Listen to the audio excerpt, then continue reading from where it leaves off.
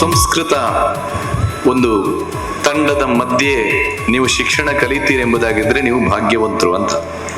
ಈ ಭಾಗ್ಯ ನಮ್ಮಂಥವರಿಗೆ ಹಿಂದೆ ಸಿಕ್ಕಿಲ್ಲ. ಆದ ಕಾರಣ ಇತ್ತೀಚೆಗೆ ಜನಿಸಿದಂತಹ ನೀವೆಲ್ಲರೂ ಭಾಗ್ಯವಂತರು ಅಂತ ಅದಕ್ಕೆ ಹೇಳಿದೆ.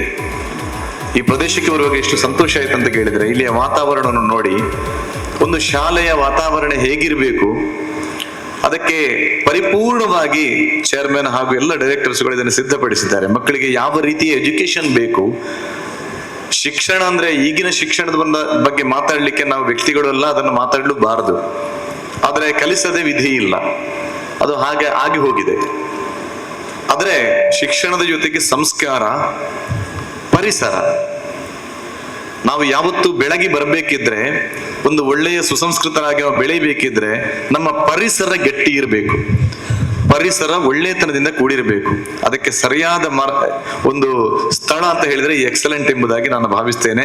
ಹೆಸರು ಕೂಡ ಹಾಗೇ ಇದೆ, ಎಕ್ಸಲೆಂಟ್ ಆದ ಪರಿಸರ ಅಂತ ಹಾಗೆ ಇಟ್ಟಿದ್ದಾರೆ. ಅದನ್ನು ಯೋಚನೆ ಮಾಡಿ ಇಟ್ಟದು ಅಂತ ಹೇಳಿ ಕಾಣ್ತದೆ ನನಗೆ.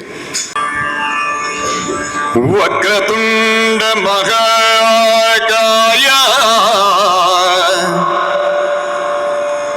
ಕೋಟಿ ಸೂರ್ಯ ಸಮಪ್ರಭಾ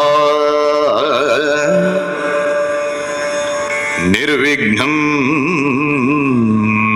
ಕುರು ಮೇ ದೇವ ಸರ್ವಕಾರ್ಯೇಷು ಸರ್ವದಾ ಸರ್ವಕಾರ್ಯೇಷು ಸರ್ವದಾ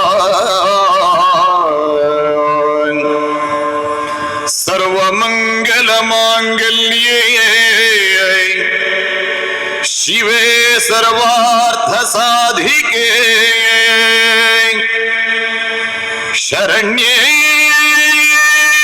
ತ್ರ್ಯಂಬಕೆ ದೇವಿ ನಾರಾಯಣಿ ನಮೋಸ್ತುತೇ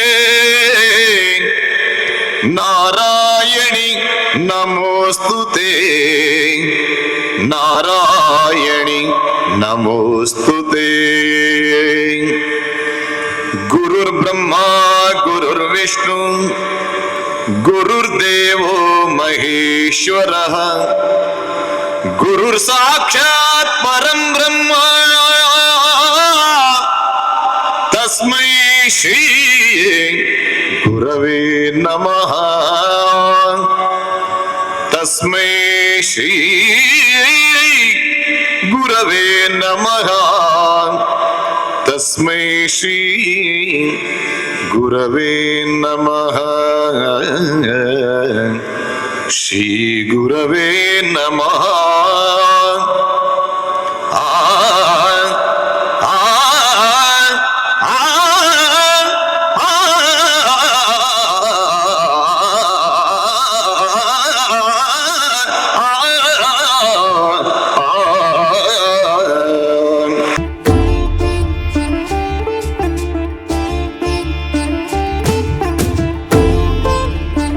ಒಂದು ಟೈಮಲ್ಲಿ ಯಕ್ಷಗಾನ ಅಂತ ಹೇಳಿದ್ರೆ ಕಂಚಿನ ಕಂಠ ಕಾಳಿಂಗ ನಾವುಡ್ರು ಅಂತ ಒಂದು ಟೈಮಲ್ಲಿ ಇತ್ತು.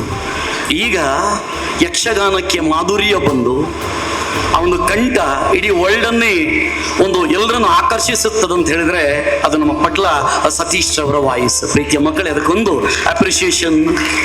ಯಕ್ಷಗಾನವು ಕೂಡ ಇಡೀ ವರ್ಲ್ಡ್ ಅಲ್ಲಿ ಒಂದು ಒಳ್ಳೆ ಹೆಸರು ಆಗ್ಬೇಕು ಅಂತಾದ್ರೆ, ಇಡೀ ವರ್ಲ್ಡ್ ಅಲ್ಲಿ ಪ್ರತಿಯೊಬ್ಬರು ಪ್ರೀತಿಸುವಂತ ಆಗ್ಬೇಕಾದ್ರೆ ಅದಕ್ಕೆ ನಮ್ಮ ಪಟ್ಲ ಅವರೇ ಕಾರಣ.